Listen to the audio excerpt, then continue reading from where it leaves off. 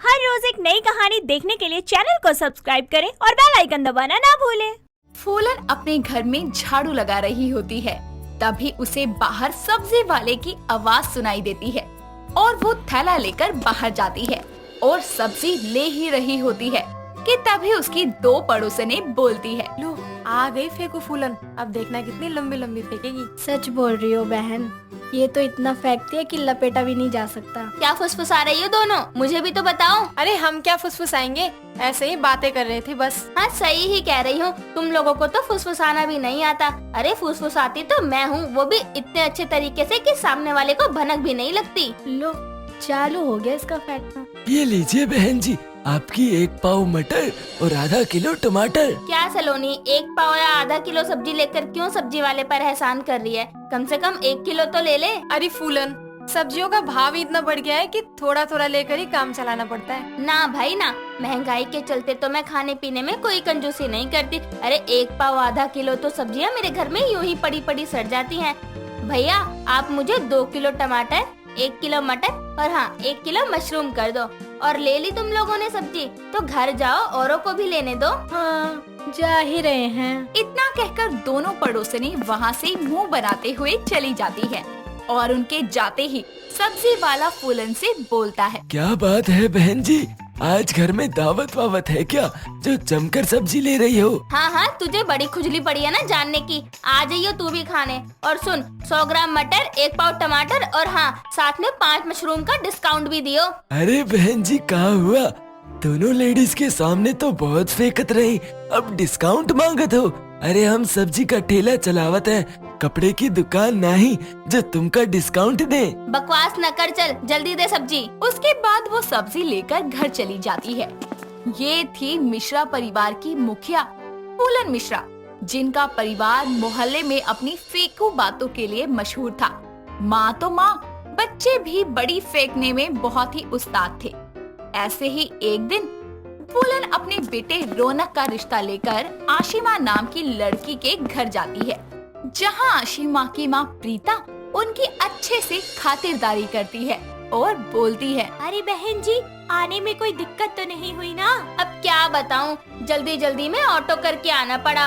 वो क्या है ना, हमारी ऑडी कार का टायर पंचर हो गया। वैसे घर में 2-3 कार और भी हैं, पर चलाने वाला कोई नहीं है ना, तो हमने किराए पर दे रखी है। हाँ माँ सही कह रही हैं, आज पहली बार हम ऑटो में बैठे हैं, तभी माँ को इतने पसीने आ रहे हैं। अरे वाह वाह वाह, आपकी बातें सुनकर तो लग रहा है कि शादी के बाद मेरी आशिमा को एक चम्मच भी नहीं उठाना पड़ेगा।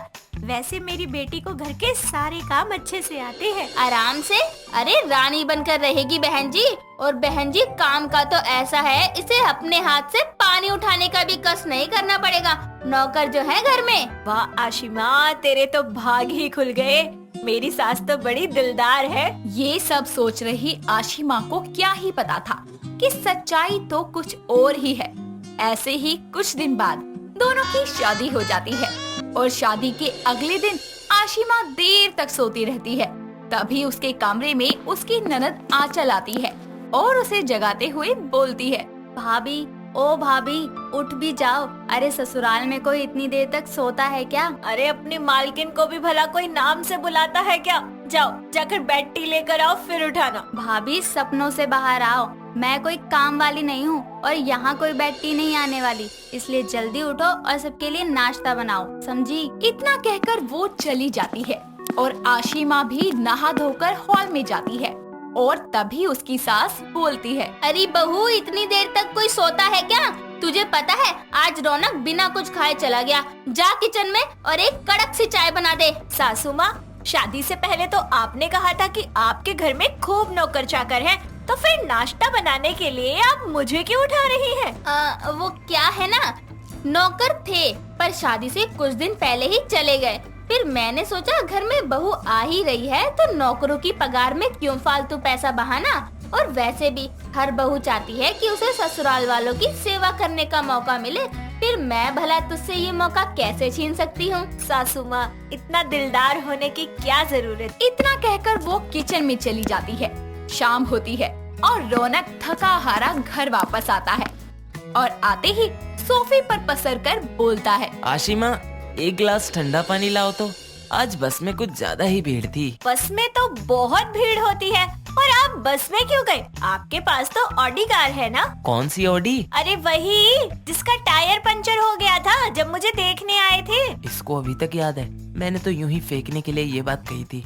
अरे हाँ थी ना, पर क्या है ना, बार बार उसकी सर्विस करवानी पड़ती थी, इसीलिए बेच दी। रहने दो, मुझे ना सारी बातें समझ आ गई हैं कि ना तुम्हारे घर में कोई नौकर है और ना ही तुम्हारे पास कोई ब्रांडेड कार है, बल्कि ये सब कुछ झूठ था जो रिश्ता पक्का करने के लिए तुमने और तुम्हारी माँ ने बोला था। हे भगवान, कैसे फेंकू ससुराल वाले मिल गए मुझे। इतना कहकर वो पैर पटकते हुए वहाँ से चली जाती है। ऐसे ही समय बीतता है और एक दिन आशिमा सब्जी काट रही होती है। तभी वो आंचल से बोलती है, आंचल, मैं सब्जी काट रही हूँ, जरा गैस पे दाल देख लेना। क्या कहा भाभी आपने? शुक्र करो कि माँ यहाँ नहीं है। अगर उन्हें पता चलता ना कि आपने मुझे काम के लिए कहा है तो बहुत गुस्सा होती वो। माँ मुझे घर का कोई काम नहीं करने देती। आंचल ये बोल ही रही होती है कि तभी हॉल में फूलन की आवाज आती है। आंचल, अरे ओ आंचल, मेरी साड़ी नाली में गिर गई, जरा उठा कर ले आ और उसके बाद मेरे सर की मालिश कर दियो। ये सुनकर आशिमा की हंसी छूट जाती है और वो बोलती है, फेंक लिया जितना फेंकना था, चलो अब काम पे लग जाओ। इसमें क्या है, ये कोई काम थोड़ी है। अच्छा मैं चलती हूँ। इतना कहकर वो किचन से फुर हो जाती है।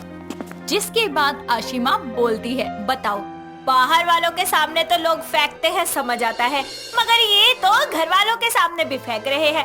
अरे यार, इतना कौन फेंकता है? इन फेंकू ससुराल वालों का कुछ तो करना पड़ेगा। ऐसे ही समय बीतता है और एक दिन आशिमा अपने साथ एक काम वाली को लेकर आती है, जिसे देखकर उसकी सास बोलती है, बहू कहाँ से आ रही है और ये कौन है तेरे साथ? सासू माँ, ये काम वाली है। वो क्या है ना कि एक अच्छी बहू बनकर मैंने इस घर की बहुत सेवा कर ली, लेकिन अब मुझसे ये काम वाम नहीं होता, तो आज से बिंदिया घर का सारा काम करेगी। इसको क्या हो गया? एकदम से तेवर ही बदल गए इसके तो। ऐसे ही एक दिन सब बैठकर खाना खा रहे होते हैं, जिसके बाद सब्जी को देखकर आशिमा बोलती है, ये क्या बिंदिया, खाने में सिर्फ एक ही सब्जी, वो भी आलू की। अरे कम से कम एक तरी वाली सब्जी तो बना लेती। अरे मैम साहब, मेरे को बड़ी मालकिन ने जो कहा था मैंने तो वही बनाया। ये क्या सासू माँ, आपको नहीं पता कि मेरे यहाँ अगर एक प्लेट में 2 सब्जियाँ ना हो ना तो कोई खाना ही नहीं खाता। भाभी बस इतना क्या फेंक रही हो? पहले तो कभी नहीं बताया तुमने ऐसा कुछ हमें। हाँ तो शादी से पहले मुझे भी कहाँ बताया था कि आपके घर में नौकर नहीं है। इतना कहकर वो अपने कमरे में चली जाती है। ऐसे ही अगले दिन सलोनी और सारिका फूलन के घर आती है और फूलन बोलती है, अरे वाह, सलोनी सारिका मेरे घर आई, क्या बात है जो तुम्हें मेरे घर तक खींच लाई? फूलन, वो हम तेरी बहू के मुंह दिखाई में आ नहीं पाए थे, इसलिए सोचा अब दिखाते हैं। और बता फूलन, कैसी बहू मिली है? मेरा मतलब मिजाज कैसा है उसका? अरे जब बहू मैंने पसंद की है तो मिजाज बेकार हो ही नहीं सकता।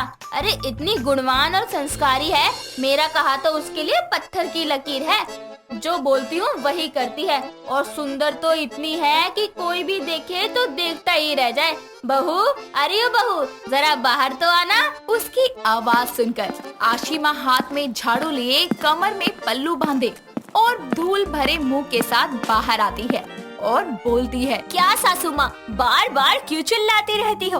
अरे आपको तो कोई काम वाम है नहीं, कम से कम मुझे तो करने दो। इतना कहकर वो चली जाती है और उसे ऐसे देखकर पड़ोसने तो पड़ोसने, उसकी खुद की सास भी हैरान हो जाती है।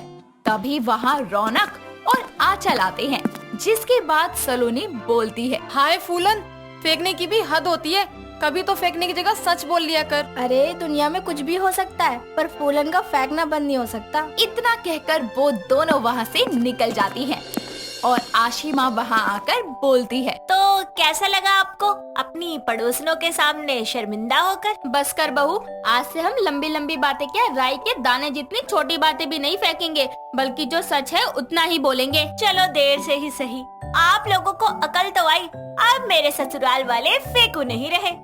दोस्तों, अगर आपको ये कहानी पसंद आई तो इसे लाइक करें, शेयर करें और कमेंट करके बताएं कि कहानी में आपको सबसे अच्छा क्या लगा।